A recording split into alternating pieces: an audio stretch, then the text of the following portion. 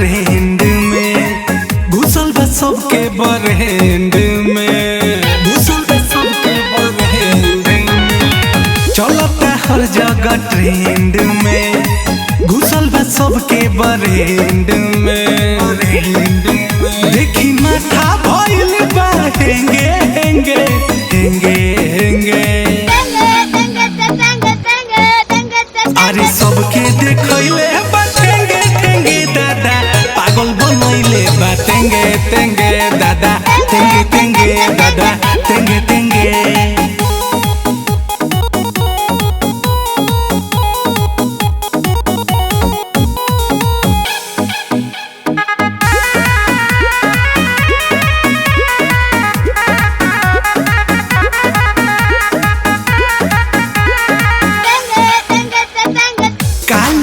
काका बूढ़ हो सबके चढ़ल सुरूर हो, भागल करे स्टाइल, पावता प्यार भरपूर हो, पावता प्यार भरपूर हो।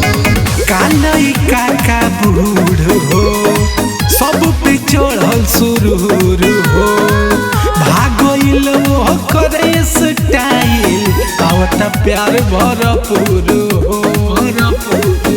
अरे ई कौन जीवा रेंगे रेंगे रेंगे रेंगे, अरे सबके देखैले बा टेंगे टेंगे दादा, पागल बनैले बा टेंगे टेंगे दादा, टेंगे टेंगे दादा, टेंगे टेंगे दादा, पागल बनैले बा, पागल बनैले बा।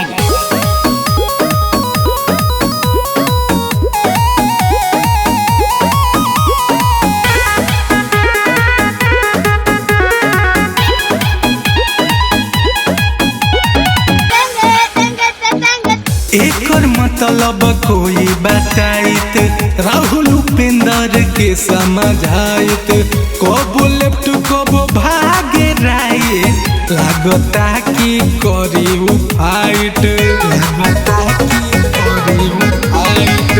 एकर मतलब कोई बताइत, राहुल उपेंद्र के समझाइत, कबो लेफ्ट कबो भागे राइट, जैसे कि करे लागी फाइट, लागी फाइट। इकर जवाब का देंगे देंगे देंगे देंगे,